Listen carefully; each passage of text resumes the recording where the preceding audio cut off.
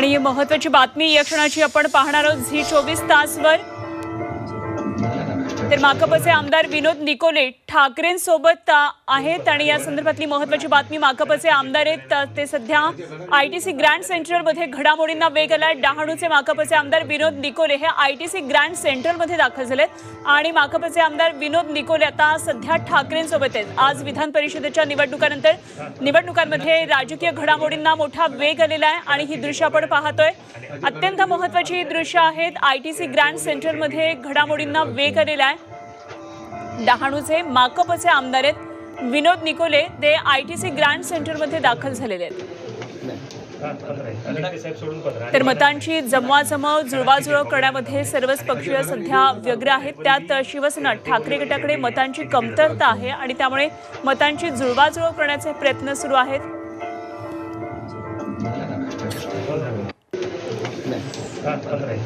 सोडून 15 आणि गडाक नाही गडाक तिथे उभे राहिला थांबले आणि नाही पण ते बोलले म्हणजे फॅमिली आहे ती तिथे जाते। ओके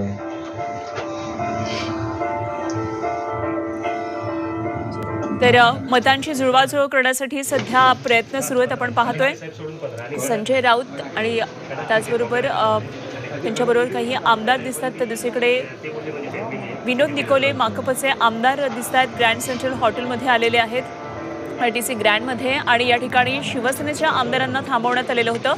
त्यामुळे एक प्रकारे शिवसेनेची जुळवाजुळव मतांसाठी चाललेली दिसते।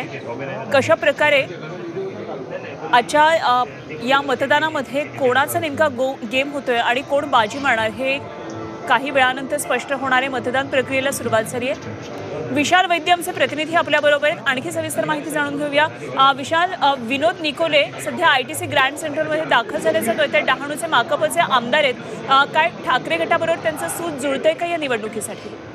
अनुपमा, आता 11 वाजलेले आहेत आणि मोठ्या घडामोडी ज्या आहेत या आयटीसी ग्रँड हॉटेलमध्ये घडतायत। नुकतेच विनोद जे आमदार आहेत डहाणूचे ते इकडे आलेले आहेत आणि त्यांच्या मागोमाग लगेच तत्काळ संजय राऊत सुद्धा आलेले आहेत। अनिल परब इथे आहेत।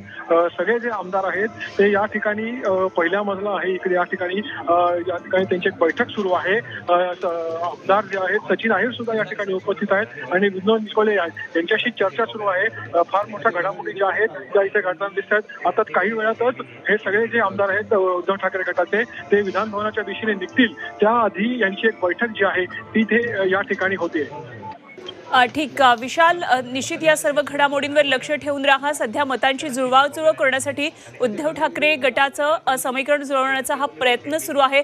आज विधान परिषदेच्या निवडणुका होतात आणि विनोद निकोले माकपचे जे आमदार आहेत डहाणूचे ते सध्या या ठिकाणी चर्चा करताना दिसत आहेत। आता काही वेळामध्येच ते मतदानासाठी जाणार आहेत। मात्र त्यापूर्वी महत्त्वाची बैठक सध्या शिवसेनेची संजय राऊत आहेत, त्याचबरोबर अनिल परब आहेत आणि विनोद निकोले यांच्याबरोबर ही बैठक सध्या आयटीसी ग्रँड मराठा आयटीसी या हॉटेलमध्ये सध्या सुरू आहे। या ठिकाणीच शिवसेना उद्धव ठाकरे गटाचे सर्व आमदारांना थांबवण्यात आलेलं होतं।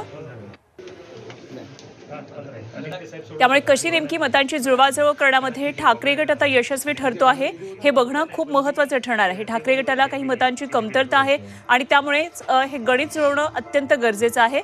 तर विधान परिषद निवडणूक आता मतदान प्रक्रिया सुरू झालेली आहे। सकाळी 9 वाजल्यापासून मतदानाची प्रक्रिया 4 वाजेपर्यंत चालणार आहेत।